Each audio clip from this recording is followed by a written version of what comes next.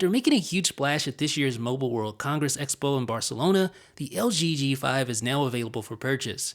Thanks to the handset's modular design, which nabbed it an award for 2016's Best Innovation of MWC, it stands out from the rest of this year's flagship releases.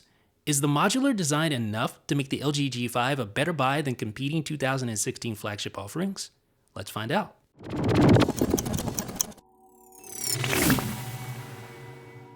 The first thing that you're going to notice about the LG G5 is its all-metal design. Now, I understand that there was some pre-launch controversy over whether or not the device truly qualifies as being metal, but LG has worked hard to clear up any build quality misconceptions.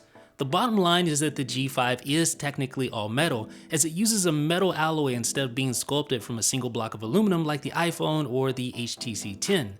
Now, I wouldn't say that the G5s feel or look best any of this year's flagship smartphones, but it's certainly a step up from the LG G4. Now, there are some design peculiarities that you're going to notice, such as like on the chamfered edges. You're going to see 4 strategically placed brakes at the top of the handset and on the sides near the modular attachment. And of course, the modular attachment brings its own design issues to the table, which we'll discuss in a little bit. Now on the rear, you have a dual camera module at the top and a fingerprint/power button combo just beneath.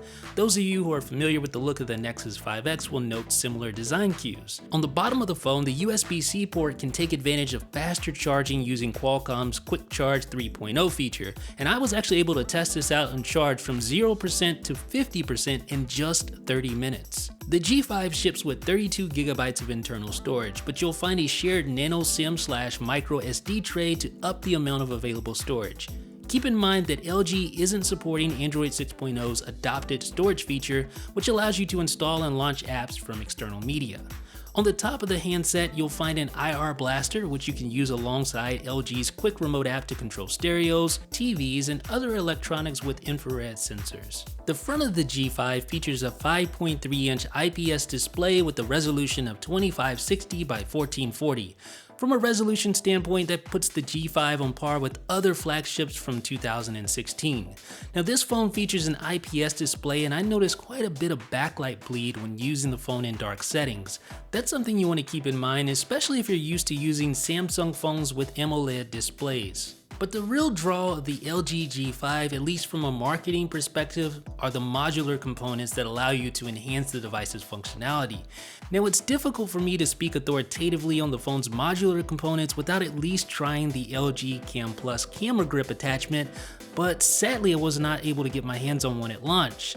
Now, though I wasn't able to go hands-on with any of the extra modular components, the G5's stock bottom lip is detachable, which at least gave me a glimpse into how the rest of the modular attachments work.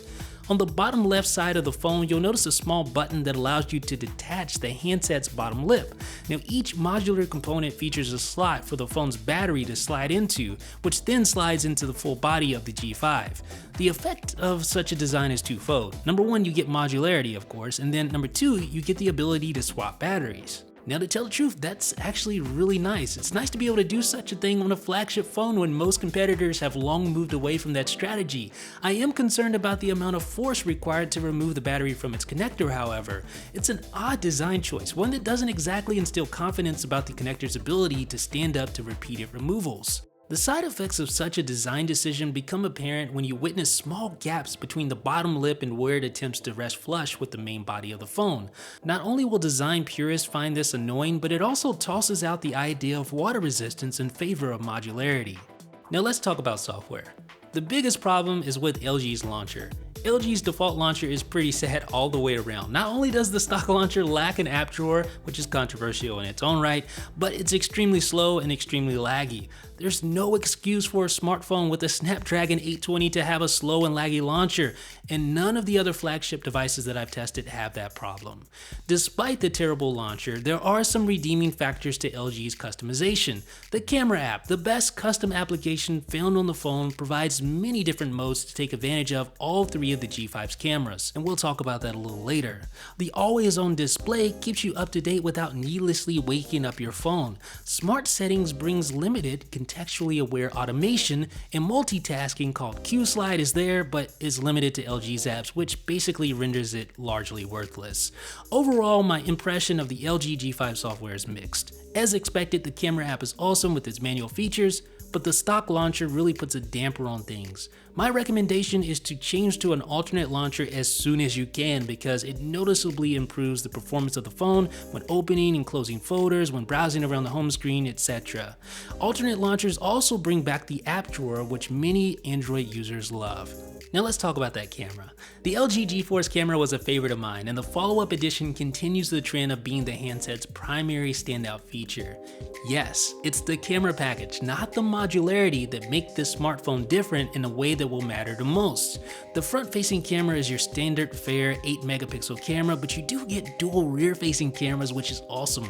The rear-facing cameras, a 16-megapixel shooter at f1.8 and a secondary wide-angle 8-megapixel shooter at f2, brings some interesting possibilities to the table. Now it's easy to capture extra wide shots on demand instead of having to rely on some eyesore of a camera attachment that might not even be on your person at the moment you need it.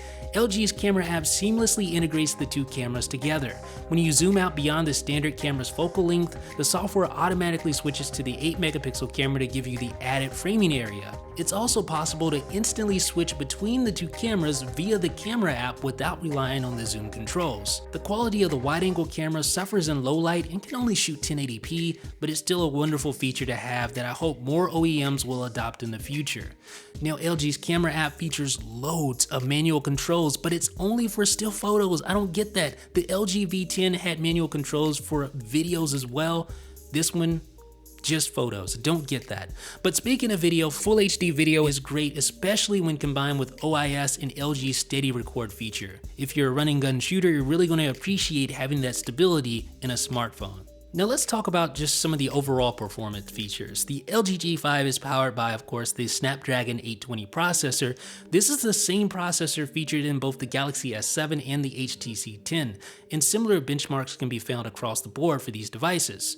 Now, while the LG G5 performs just as expected when playing games and using apps, as mentioned, the default launcher features inherent lag that takes some of the sheen off of what should be a smooth and buttery first impression. Now, as mentioned, the fingerprint sensor is very much like the Nexus devices, the Nexus 5X and the 6P, and I find it to be a little slower than the 6S, the iPhone 6S that is, and the HTC 10, but it's about on par with the Galaxy S7. Now, I'm still not totally sold on the location of the sensor. I find it awkward to use with my large hands, but of course your mileage may vary in that regard.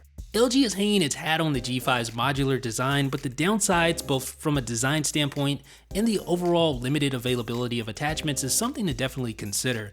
Now, if there's one surefire reason why a person might be compelled to choose the G5 over something like the HTC 10 or the Galaxy S7, it would have to be for the camera options. LG lends tons of options to photographers, including a wide-angle lens built right into the phone.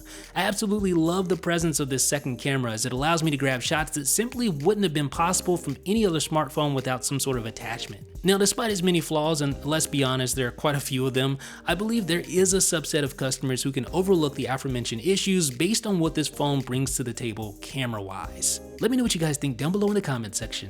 This is Jeff with 9to5 Google.